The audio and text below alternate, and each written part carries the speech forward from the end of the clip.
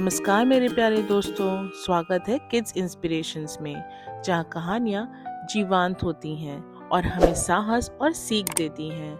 आज हम आपके लिए लाए हैं एक प्रेरणादायक प्राचीन कथा, होलिका दहन की कहानी। ये कहानी हमें विश्वास, शक्ति और अच्छाई की बुराई पर जीत का संदेश देती है। तो ध्यान से सुनिए, क्योंकि ये कहानी आपके दिल में साहस भर देगी और आपके मन को प्रेरित करेगी। बहुत समय पहले की बात है। एक शक्तिशाली राजा था, हिरण्यकश्यप। वे बहुत बलशाली था और चाहता था कि पूरी दुनिया उसे भगवान की तरह पूजे। उसने पूरे राज्य में भगवान विष्णु के नाम का जाप करने पर रोक लगा दी और सभी को केवल उसकी पूजा करने का आदेश दिया। लेकिन हिरण्यकश्यप ने कठिन तपस्या कर ब्रह्मा जी से एक वरदान प्राप्त किया था। उसे ये वरदान मिला था कि वो न दिन में मरेगा, न रात में, न धरती पे, न आकाश में, न मनुष्य द्वारा, न ही पशु द्वारा, न किसी अस्त्र से और न ही किसी शस्त्र से।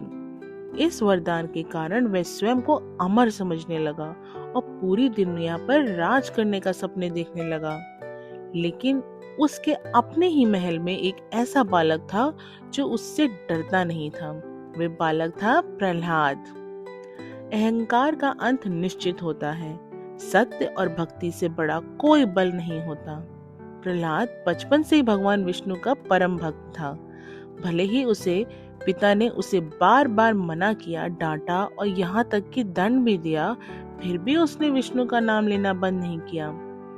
तू मेरे विरुद्ध जाकर विष्णु की पूजा क्यों करता है? हिरण्यकश्यप ने क्रोध में कहा। लेकिन प्रहलाद शांत भाव से बोला, पिताजी, आप इस राज्य के राजा हैं, लेकिन इस संसार का पालनहार केवल भगवान विष्णु है। सच्ची आस्था आंखों से नहीं, दिल से देखी जाती है। हिरण्यकश्यप अपने पुत्र की ये भक्ति सहन नहीं कर सका। उसने अपनी बहन होलिका को बुलाया, जिसे एक विशेष वरदान मिला था, एक जादुई वस्त्र जो उसे अग्नि में जलने से बचा सकता था।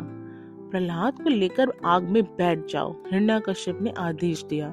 ये अग्नि उसे भस्म कर देगी और तुम सुरक्षित रहोगे। प्रहलाद ने अपनी माँ की तरह अपनी बुआ होलिका पर विश्वास किया और बिना किसी डर के उसके साथ अग्नि में बैठ गया।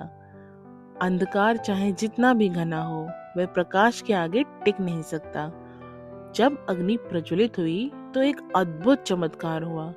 जादुई वस्त्र जो होलिका को बचाने वाला था, वे उड़कर प्रहलाद के ऊपर आ गया। देखते ही देखते होलिका जलकर राख हो गई और प्रहलाद सुरक्षित रहा। प्रहलाद की भक्ति ने एक बार फिर सिद्ध कर दिया कि सच्ची श्रद्धा और विश्वास का कोई हरा नहीं सकता। सत्य और भक्ति सबसे बड़ी ढाल है। न आग उसे जला सकती है, न कोई तूफान उसे हिला सकता है। जब हिरण्यकश्यप ने ये देखा तो वह बहुत क्रोधित हुआ और क्रोधित होकर चिल्लाया, अब देखता हूँ तुम्हारा विष्णु कहाँ है। तभी महल के एक स्तंभ से एक भयानक गर्जना सुनाई दी। वह स्तंभ फट गया और उसमें से प्रकट हुए भगवान नरसिंह, आधा सिंह आधा मानव। उनका तेजस्वी रूप अद्भुत था। भगवान नरसिंह ने हिरण्यकश्यप को अपनी गोद में उठाया। उस समय न दिन था, न रात, न पृथ्वी पर, न आकाश में, न हथियार था, न ही मानव। यही वे समय था जब भगवान विष्णु ने अपने नरसिंह अवतार से हिरण्यकश्यप का वध किया। असत्य कितना भी शक्तिशाली क्यों न हो, अंत सत्य की होती है। और तभी से हर साल होलिका दहन की रात को एक पवित्र अग्नि प्रज्वलित की जाती है। ये हमें ये सिखाती है कि अहंकार और बुराई का नाश निश्चित है और सच्ची आस्था और अच्छाई की हमेशा विजय होती है। अपनी आस्था को अपने डर से ज्यादा मजबूत बनाएं और होली के रंग आपके जीवन में खुशियां भर दें। तो दोस्तों, जब भी आप होली मनाएं, इस कहानी को याद रखें। कभी भी अपनी आस्था ना खोएं, डर को अपने ऊपर हावी ना होने दें और हमेशा सच्चाई और अच्छाई का साथ दें।